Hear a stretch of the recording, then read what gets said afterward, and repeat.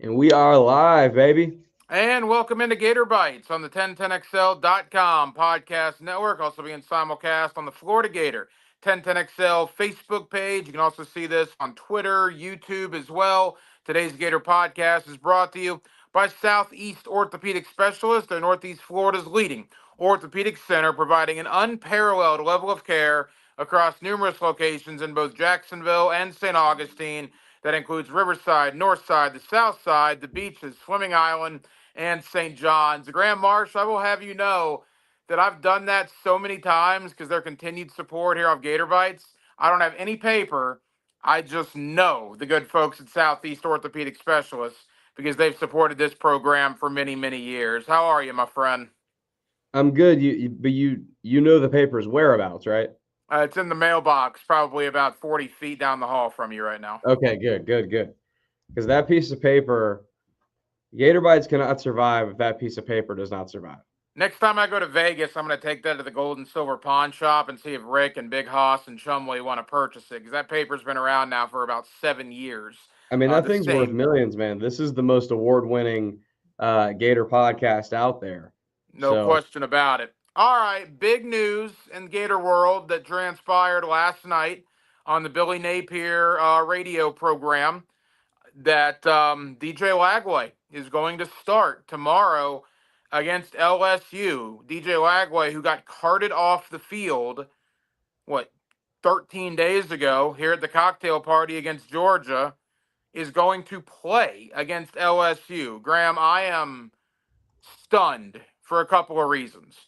Number one, I'm not sure in the history of college football how many guys you've seen carted off a field and then play 13 days later. But that aside, um, are they rushing him back? What is to gain by playing him? They must feel pretty good about the fact that he can't re injure it because they are bringing him back less than 2 weeks after it happened. Obviously, a lot to digest there, but what's your takeaway from all of that? it was weird. It still was odd in the Georgia game that they carted him off. Um, at the time, I'm thinking Achilles, ACL, something like real bad. I certainly wasn't thinking hamstring because it's just weird in general to see somebody get carted off with a hamstring injury. That in and of itself, I don't think I've ever seen. Well, I thought it Uh, was torn. A torn hamstring, that could be yeah, unbelievably, yeah, I guess you're right. But yeah, it was definitely weird. I don't think I agree with you. I don't think I've seen a player get carted off and then be playing in 2 weeks per, like you said.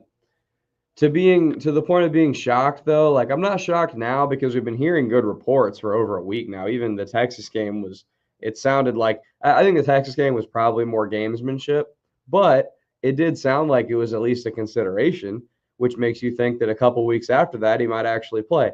Now, the question is going to become what does he actually look like when he's playing, right? I think DJ Lagway, what he's shown, the number one thing he's shown so far when he's been in is he's clearly an elite deep ball thrower. I mean, he is unbelievable 40, 50 yards down the field. The way he hits guys right in stride, right where it's got to go. He's also a good runner, though, and I'm curious how that's going to look. He's not Anthony Richardson type of runner. He's not Cam Newton, but he's a good runner. He's a threat, and he's someone that you cannot leave unaccounted for in the run game, or he will make you pay for that. Picking up first down, staying on the field. He's pretty big, so he can fall forward if he needs to, that type of thing. And they clearly run the ball really, really effectively when he's in the game because they're just a good running team now. I think it's clear enough that we can say that. We can say that this team is one of the better SEC teams in running the football. And then when you have Lagway in and he's a legitimate threat with his own legs, now they're like really dangerous and they're really putting you in a bind. So that's the part of his game I'm going to have to see.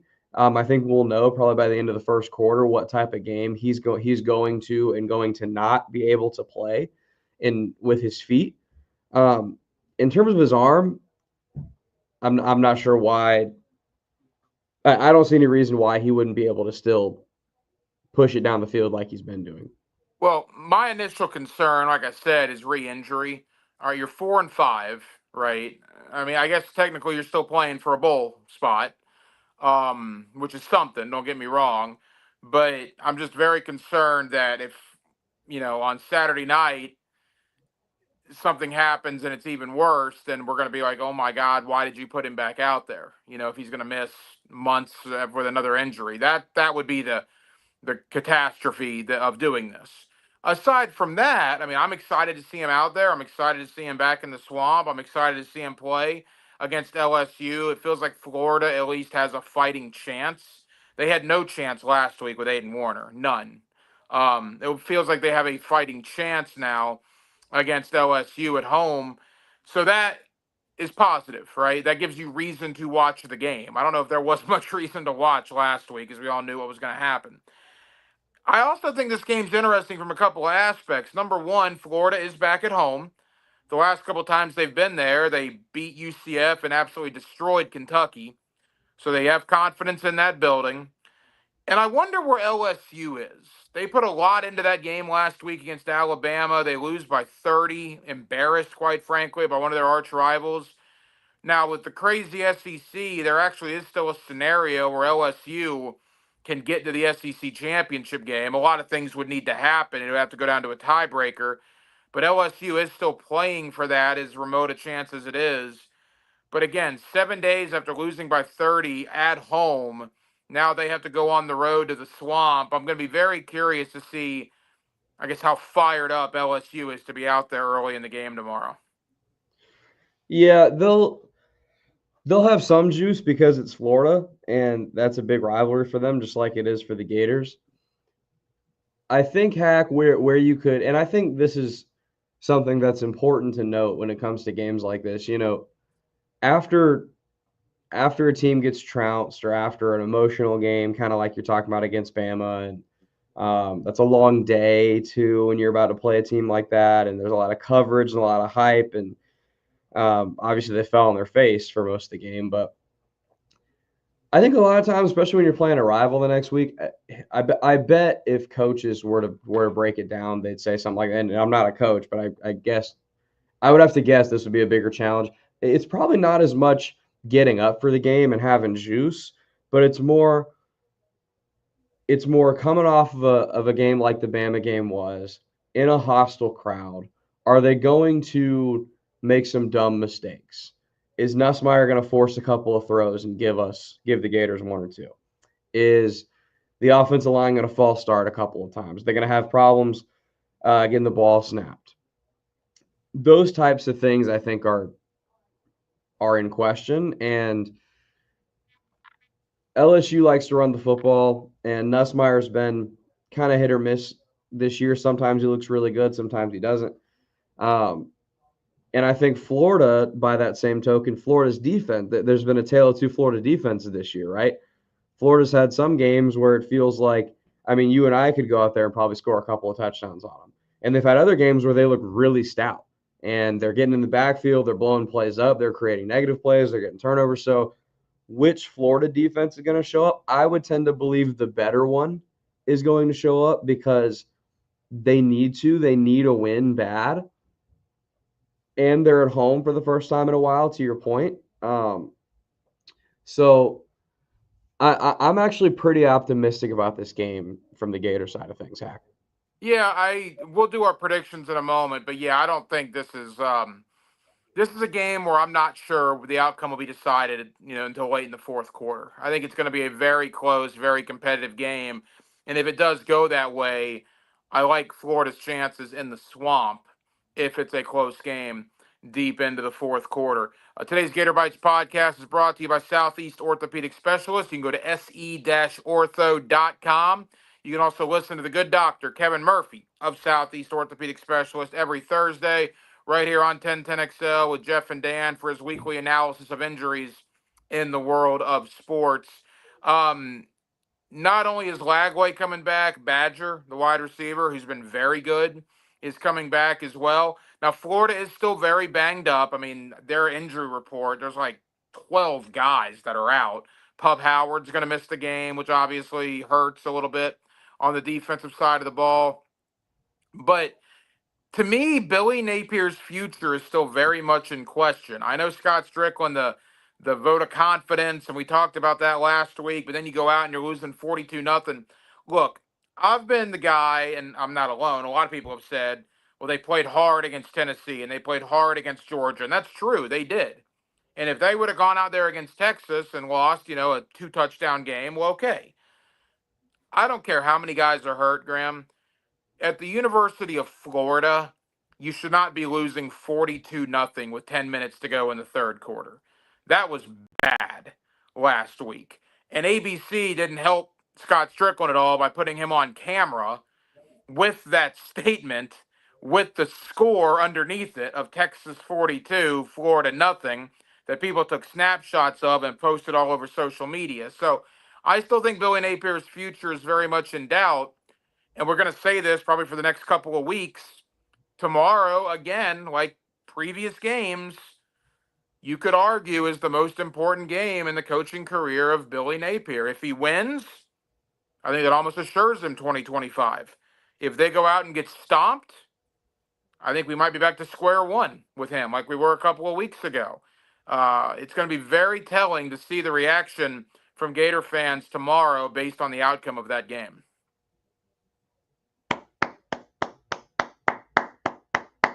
Hack, I'm proud of you. I'm proud of you. You know why? You know why I'm proud of you? Let me tell you. I would love to hear it. Because I was worried that we were going to have this podcast today. And I was worried that you were going to say, man, it's Aiden Warren. It's third string. It's at what do you expect? And I was going to have to be the one to tell you, look, man, you can't look like that. There's no excuses. But you took the words out of my mouth. That performance last week was unacceptable. I don't care if it's you or me at quarterback. They can't look like that, man. That was unacceptable. Defense, they were completely lost. Sark was toying with them, man. It felt like Sark, when they were on the sidelines during commercial breaks, were just cooking up fun stuff just to see if it works. And it still would. I mean, it was that bad.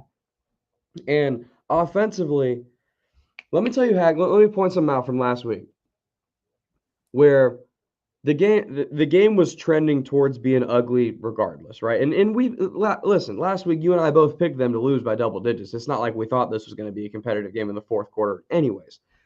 But where it got really ugly, where it got to like unacceptable ugly, they had been, I'm sure you remember this drive. Texas was up 14-0.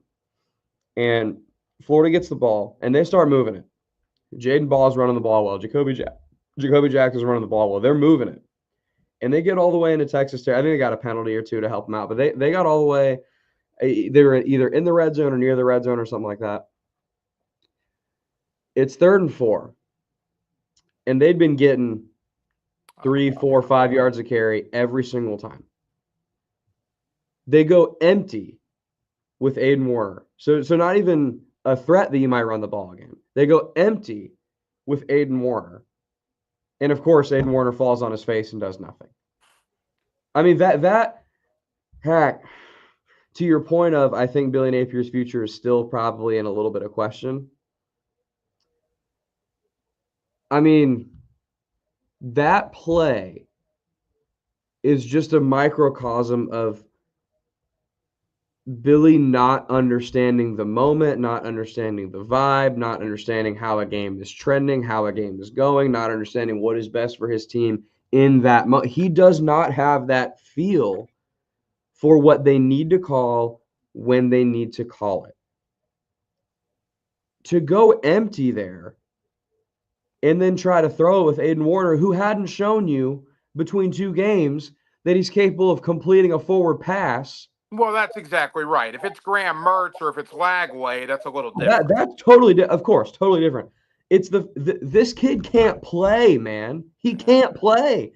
The fact that like, look, if he won the 3rd string job in camp, so against Georgia when Lagway got hurt, they put him out there because he's the guy that's going to be your next up. Okay, whatever. I'll live with that. I don't love it, but I'll live with it. Given how poorly he played against Georgia, for the most part, he had like 2 throws. The fact that they don't give somebody else a shot at any point in that Texas game whatsoever, they don't throw Clay Millen out there and see what he's got when you're down 35-0 at halftime, come back out in the second. Come on, man. That Yeah, was but you know what, unbelievable. man? I would argue in today's day and age in college football, I don't care who you are, Georgia, Ohio State, Oregon, or Utah State. You lose your top two quarterbacks on the depth chart, you're not going to do very much on offense. In the day and age of the transfer portal, third string quarterbacks are not what third string quarterbacks even were 10 years ago. Third string quarterbacks is the bottom of the barrel, man. So I will give them the benefit of the doubt there. Now, the play calling aside, right, that's the issue. But you cannot lose your top two quarterbacks on your depth chart in college football today and expect very much from your offense. No, but you can expect to not be down 35-0 at halftime. That's fair. You're right about that. And that's on the defense. But again, if you're the defense, But that's not right, just on the defense. They had 0 points. well, 0 right. points. But that, And but by the way, Hack, here's the problem. Here's the problem. And this is getting back to that one play call that I'm picking on being a microcosm of the game. And so late in that game, Hack, Jaden Ball and Jacoby Jackson were averaging over 5 yards a carry. How do you have 0 points at halftime when your two best backs are running the ball that effectively? How is it even possible? I know they missed the one field goal. Okay, great. It'd be 35-3. You got to get in the end zone once or twice in that first half. It probably once, and then the defense got to be better. At halftime, it needed to be 21-7, not 35-0. And I, stupid-ass play calls like that are why they were in that position, which I is don't. I unacceptable. It's hard to argue that. It's hard to argue that. I agree. It was not a good day for the coaching staff. It was not a good day for Billy Napier. Again, nobody thought they were going to win the game, but it is the fashion and how they lost the game that I had a problem with, and it sounds like you had a problem with. Now, If the final is 31-20 or 31-17 or something, then this is a different conversation. But to lose in the fashion they did is unbelievably unacceptable. now here's my question. I've found out through the grapevine, courtesy of the award-winning Denmark and Marsh podcast. By the way, I hope you're getting some royalties, man. You're on the 1010XL podcast network, the MyBookie digital platform, like nobody's business. They are getting their fair share of Graham Marsh. But in watching the award-winning Denmark and Marsh podcast, which, by the way, I think you guys do a very good job. I told Denmark Thank you, that Joe. last night. It was the season of political and politics, where a lot of flip-flopping goes on in the political world. Am I to understand that Graham Marsh has flip-flopped on your thoughts on Billy Napier? You are. First, you wanted him gone. Then you said you were okay with him back.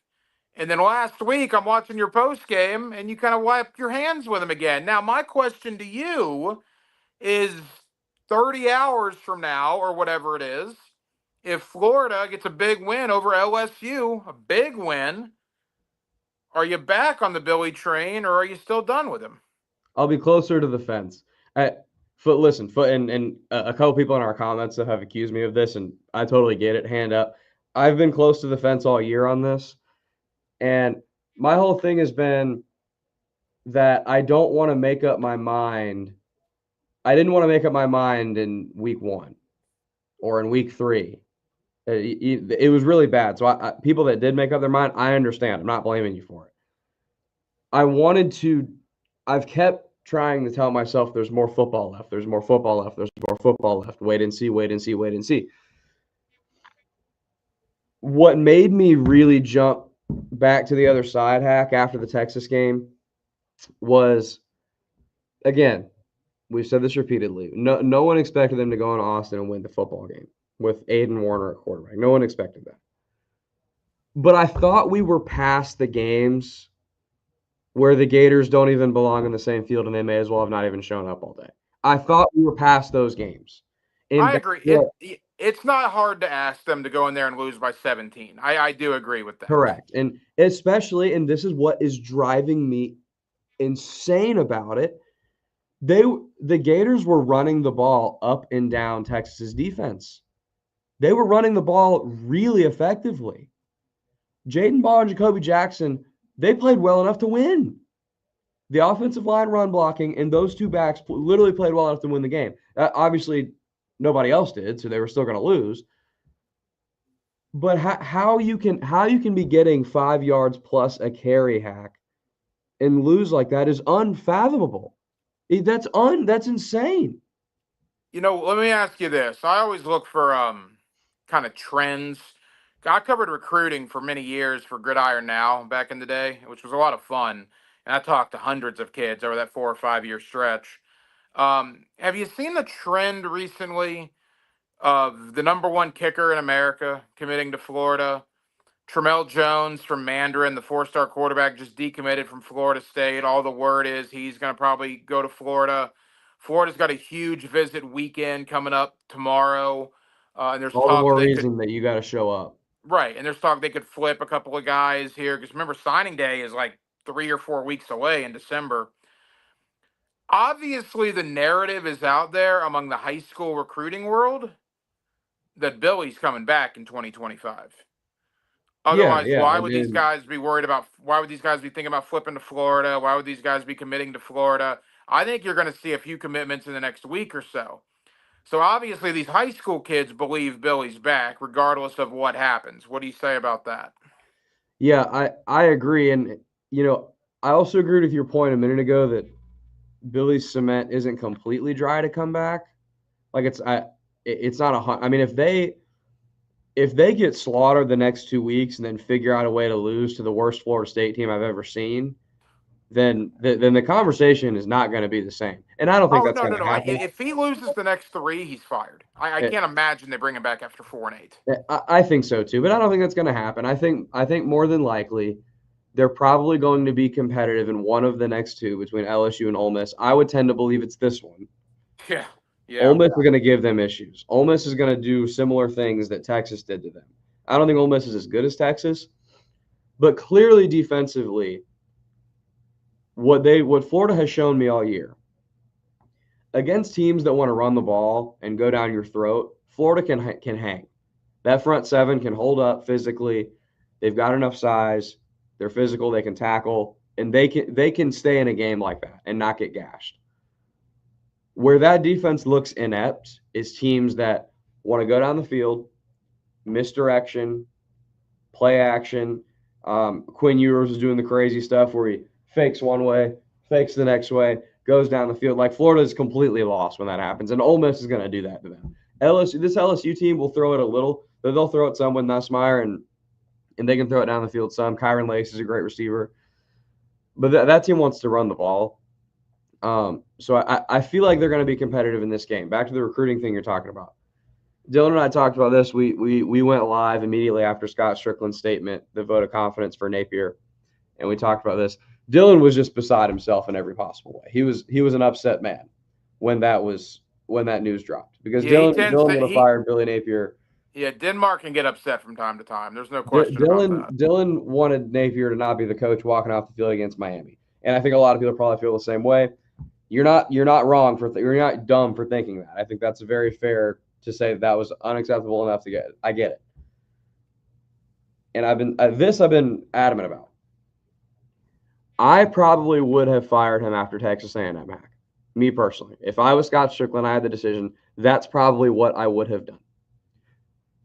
Obviously, since then, they figured somehow started playing a little better minus the Texas game, which kind of sent me back over the edge. If Scott Strickland and the boosters, the powers that be, whoever's actually influencing and making this decision, have ultimately decided, which it seems like they obviously have, that this guy's our coach, no matter what I don't care what anybody else says, this guy's our coach next year. If that was the case, then the public statement was an incredibly smart thing to do. Because Florida's what, in the 50s in recruiting right now? They Yeah, might they might have gone up a few spots with the kicker.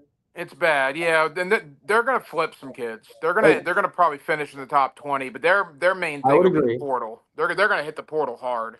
I would agree that they'll probably be the most aggressive team in America in the portal. Um, the reason that statement was smart is because what you can't have, if you know for a fact that he's going to be your coach next year, what you can't have is you can't have Mario Cristobal and Kirby Smart and Mike Elko now and Brian. You can't have those guys in living rooms saying, why would you go to Florida? This guy's not even going to be the coach next year. You can't have Yeah, them doing it. they're still doing it though because nobody thinks he's going to be there for the next 3 years. I Right, mean, but having that out publicly from the athletic director, you can't tell me it doesn't help. I no, mean, the I'm sure it Tramel helps. Jones smoke didn't start until that Strickland put out that statement, and I think it was like within a couple hours the Tramel Jones flip watch started happening. So I feel like that's got to be at least part of it to help them out. No, it helps. But again, if you're Mario Cristobal or Mike Elko or any of those guys you just mentioned, you're not going into living rooms and say, well, yeah, Billy might be back next year, but he ain't going to be there after next year. So the negative recruiting is still happening, which is the corner that Florida's backed their way into. And everybody's going to know that. If Billy returns in 2025, there will be no secret. People will know. You're going to have to win 7 or 8 games or he's going to be fired. So, I mean, they'll still be negatively recruited against. I do think though that the money that was raised to buy him out, which was raised, is now going to be dumped into the portal, and this will be the most active you've ever seen the Florida Gators in the portal. And if they hit on guys, it could be a completely new team next year. And if they don't, it could be Florida State from this year. And it's going to be fascinating to watch to see what happens. Um, DJ Lagway is a huge selling point to recruits and guys in the portal. There's no question about that. And I do think bringing Napier back had something to do with Lagway as well. It was recruiting. It was keeping DJ Lagway there. And I don't know, Graham, maybe, and I have no knowledge of this whatsoever, but it doesn't take a lot of dots to figure out maybe there were some back channel conversations with Lane Kiffin and his reps, and Florida at least got the vibe that Lane was not coming, that he was going to stay in Oxford. I think Lane's daughter is out in Oxford now, as a freshman out there. She just enrolled this year. I don't know. It's just interesting timing when you know that for a fact that all the boosters wanted Kiffin, and then all of a sudden Billy's coming back in 2025. Maybe they believe Kiffin was not in the future plans for whatever reason. And Dylan and I talked about this the other day, Hack. To your point about Cristobal and all those guys they're still talking about, well, he ain't going to be the coach after next year anyways. I think Lane Kiffin could be even more available next year than he is this year. Do you agree or disagree? Because they're losing so many seniors, like Jackson, all those guys will be gone, and maybe they This is the regress best next year. team he's ever going to have it on this. Yeah. And I don't even think that's arguable. I mean, next year you're not going to have Princely and Walter Nolan and all those dudes that got offensively as well. Like, I think next year, maybe they're really competitive again next year. But this all has to do with Ole Miss being a playoff contender or not, right?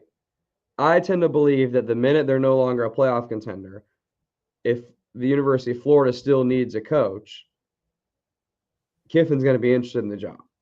I have a really hard time believing he wouldn't be interested at that point. But they're a playoff contender right now. So I think it makes sense for him to want to stay where he's at, especially considering if they do make the playoff and if he were to still take the Florida job after the playoff, you'd have to sacrifice an entire signing class to make that jump. So it doesn't make any sense if you're going to be in the playoff. Next year, let's say Ole Miss is good next year, but they take a step back. And maybe they end the year with they're 8-4 at the end of the year. 8-4, 9-3 on the outside looking in. They're not going to make the playoff, and they're going to go play in some bowl game that Kiffin's not going to care about. And then Billy falls on his face again next year. Why would something be different than it is this year? Yeah, that's fair. And that could definitely happen. I'm of the opinion and that Billy Napier is going to return in 2025 So unless they get absolutely destroyed in these next 2 home games and they lose to the worst Florida State team we've ever seen. If that happens and 4-8, I don't care about that statement from Scott Strickland. And by the way, the statement from Scott Strickland, you know what that was as well as I do, as well as anybody listening or watching this does. When Billy Napier's gone, Scott Strickland's going to probably be gone too. So once they get a permanent president in there, because that would be another failure of a hire. So Strickland's kind of doing a CYA move here. I know that he still believes in Billy, but obviously when Billy is gone, Strickland's going to have a hard time justifying his status. Yeah, I would agree with that. Let me ask you something, Hack, because I think this is a really important part of the conversation. I think this is just watching that Texas game caused me to come back to the other side. I would fire him now. I think he needs to go. That's my opinion now. And the main reason I kind of thought more about it, I let it digest more. Okay, it's November 15th, 2024 right now that we're doing this podcast, Hack. On November 15th, 2025, what do you think the conversation is going to be about Florida's coach? Do you think it's going to be, man, thank God they hung on to this guy. They're so good. They're in playoff contention. They've only got one or two losses on the year. They're right in the thick of things. Or do you think it's going to be, okay, now they got to get rid of him? Or do you think they're going to already have an interim? I mean, I know what you're doing. I would tend to lead to probably the latter, that the conversation will not be good. And this is a bad example because of how completely awful they have fallen on their face this year. But what would the conversation been about Mike Norvell at the end of the 2021 season? Yeah, I get it. And then all of a sudden they rattle off 23 wins in 22 and 23 and got screwed out of the playoff last year. So that's just one example. And obviously Norvell has plummeted back down to planet Earth. I don't think Billy's going to succeed. But again, Mike Norvell was a dead man walking going into the Well, 2022 season. you just advocated to fire him, Hack, without knowing it. Because you just said I don't think Billy Napier is going to succeed. Yeah, I don't. I mean, What are we doing? why? What are we doing here? Right. I no, right. But again, you can't look at the future results, obviously. You can only look at the past. What in the past leads you to believe he's going to succeed? Now, can he Nothing. can he Nothing at change all. can he change some? Well, the one thing that gives me a little bit of pause is the fact that he got DJ Lagway. And he did get DJ Lagway. He I mean, can if build you a look, roster. He can build a roster, but he can't do anything with it on Saturdays. well, you're not wrong. And that's why he needs to beat either LSU or Ole Miss. And by the way, if he wins one of these two, I don't know if he will, but if he does, and we got to go quick here, it would be his biggest win as Gator coach, would it not? Yeah, I think so. I mean, right now his biggest win's what? Either Tennessee last year, Tennessee I would say, is last his year or biggest win. Utah in 2022. And I think either LSU or Ole Miss would be, based on the circumstances, would be much bigger. Quickly, Southeast Orthopedic Specialists brings you Gator Bytes, 1010XL.com, and the Florida Gator 1010XL Facebook page, along with Twitter/X, YouTube, you name it. Always appreciate Southeast Orthopedic Specialists for supporting this program. The Northeast Florida's leading orthopedic center, providing an unparalleled level of care. You can go to se-ortho.com for all the information. The good folks at Southeast Orthopedic Specialists. I want to get to basketball in a moment as we wrap up. Quickly, let's do two games. Before we get to Florida LSU, tomorrow night, probably a playoff elimination game between the Hedges, Tennessee and Georgia. Tennessee's got injury problems. We don't really know the status of Nico going into the game. Obviously, that would have a drastic effect on what's going to happen. If Nico doesn't play, Tennessee doesn't have a prayer. If Nico plays, do you give the Volunteers a chance tomorrow night in Athens? Yeah. Hell yeah, I do. With a 70% Nico if he plays? Yeah. Man, Georgia's not been playing well, dude. I mean, They're a different team at home. They're a different team at home. sure, but I mean, Aiden Warner took him to the brink. Yeah. Hell, you mean do I give Tennessee a chance? Of course Well, I do. Georgia's not without been their good, man. Carson Beck looks awful. yeah, but without their starting quarterback, they're not beating Georgia. Yeah, I would agree. I would agree. But if Nico plays, even if he's just 70%, even if he can complete some deep balls and whatnot, I mean, how do I know Carson Beck's not going to give them the ball 3 times again? Now, using your words here, you have not been very high on Nico or Tennessee the entire year either. Georgia has struggled for No, their but Carson standards. Beck's worse. Yeah, he's been bad. Carson Beck is worse. Nico is overrated. Carson Beck right now is bad. Like Do you Nico, I probably said Nico stinks when I was caught up in the emotion. He doesn't stink, but he's overrated. Carson Beck the last couple weeks has been bad. There's no way around it. do you agree it's a playoff elimination game? Yeah. Oh yeah. Yeah. See, but I here's the still think thing. Georgia will probably win the game, but you asked me, do I give Tennessee a chance? Absolutely. From Tennessee's perspective, I'd be mad if people think I'm going to be out of the playoff because Georgia's got 2 losses, right? Alabama's got 2 losses, including one to Tennessee. A&M's got 2 losses. LSU has 3 losses. Tennessee only has one. It would be their second loss.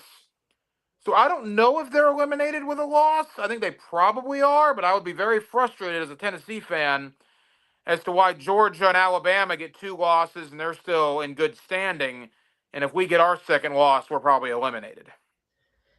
Yeah, I agree. And this was the conversations we all knew that we're going to end up having once we saw the spots start to dry up.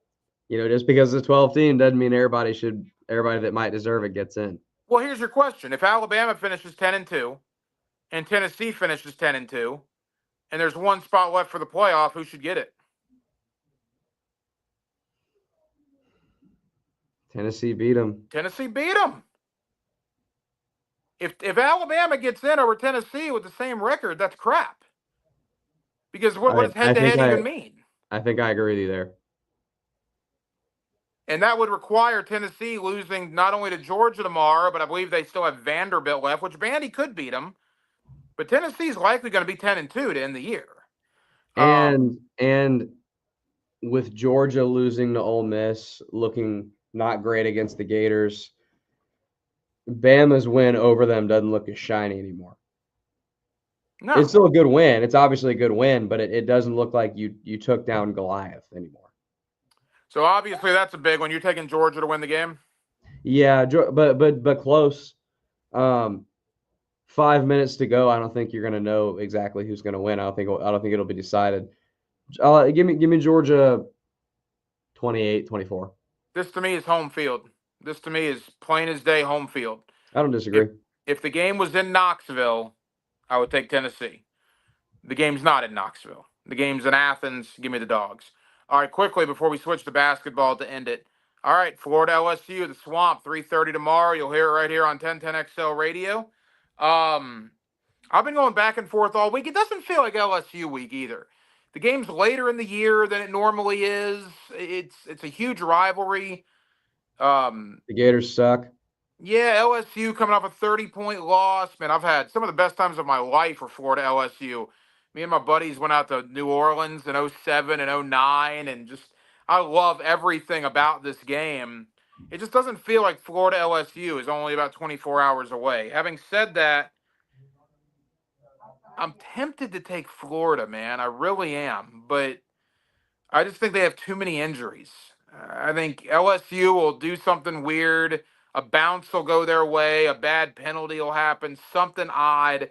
Give me LSU 27, Florida 26. I think it's that kind of game. LSU gets it done by a single point late in the fourth quarter. I'm picking the Gators. You are. Good for you.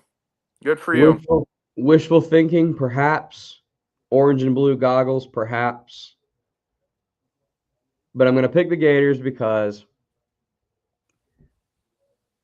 I'm choosing to believe, I don't know if this is the correct choice, but I'm choosing to believe that the team we saw against Kentucky and UCF and Georgia is going to be the team that shows up and not the team we saw against Texas and A&M and Miami. So I think they're going to be competitive in that aspect, to your point. Lagway back. I think Badger back, which you mentioned. Badger back is bigger than I think non-Gators understand. He's been their lone deep threat. Yeah. And well, I would say Mizell. Yeah, to an extent. A couple times here and there. But after Wilson went out, Badger's been the guy at the wide receiver position.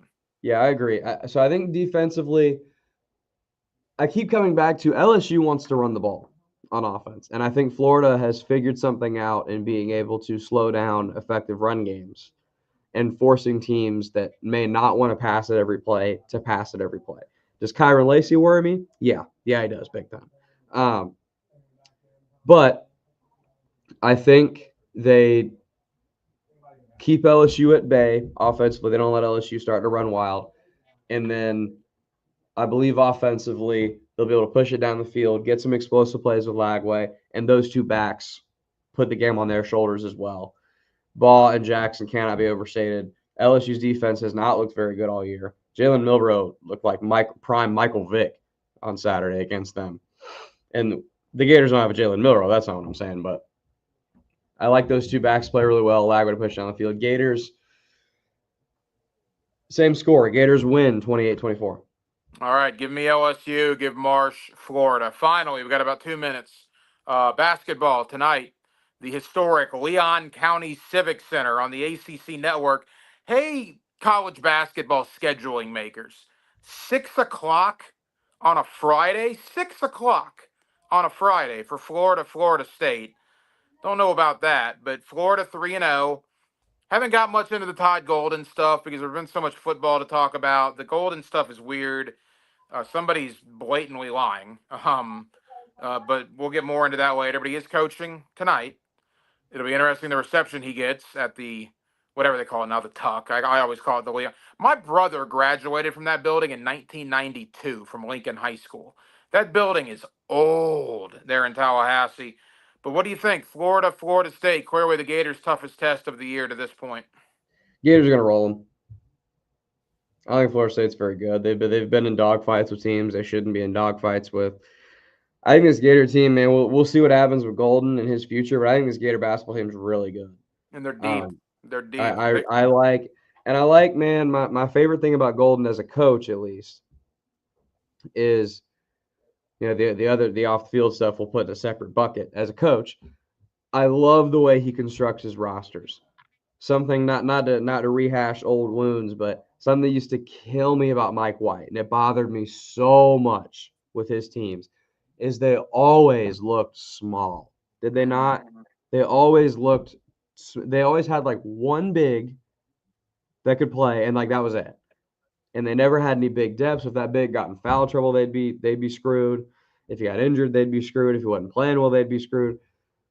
Ever since Golden's gotten there, between the portal and high school recruiting, they always have like 3 different bigs that can give them significant minutes. Well, and they can play defense, they can score, they're part of the offense. Like, it's really encouraging. I mean, Hanlofton's not even playing, but they still got 4 legit 6'8" guys, right? Condon, Haug, the kid from Washington State, and Alexis. So they're pretty big. The 7'9" guy isn't even playing. He's going to redshirt. Yeah. Quickly, Rob from Washington State, you're talking about Ruben Chinyelu. Yeah, you said it. Yeah, Gesundheit. So Walter Clayton is a beast. Will Richard, Martin, the kid from FAU, really like him. Quickly, the kid that's going to debut tonight that finally got NCAA eligible. Urban Klavzar. Absolutely. What does he bring this team? 3-point shooting, 3-point shooting, 3-point shooting. Yeah. He's from Slovenia. He was playing basketball over there overseas in FIBA, and 44% 3-point shooter, I believe. I have my numbers right. Yeah, this dude can shoot. The scouting report is he ain't going to give you much defensively, so you can't leave him out there for forever, or else you're going to have problems on the defense side of the ball. But so far, Florida's got a good shooter. Will Rich is a good shooter. Walter Clayton's a good shooter. But so far this year, they've started off a little bit cold from beyond the arc. And this guy, I don't even know if this guy's capable of being cold from beyond the arc. This guy is a shooter. And when he's on the floor, every team they play against is going to have to almost face guard him, basically. And you could basically play 4-on-4 after that. In terms of him shooting, and if not, then he's going to light you up. So that's what he brings them, is just 3-point shooting, 3-point shooting, 3-point shooting. And they haven't had a sharp shooter like that in some time. So it'll be fun to watch. Again, 6 o'clock, ACC Network. You can also hear it, 1010XL, Florida State basketball. And, of course, tomorrow, 3:30, Florida and LSU on the gridiron. You'll hear that game as well on 1010XL. Graham, enjoyed it, man. We'll be back next week to preview Ole Miss. Yes, sir. Let's do it. That is Graham Marsh. I'm the hacker, Ryan Green. Thank you for watching and listening to Gator Bytes, 1010XL.com, and the Florida Gator 1010XL Facebook page.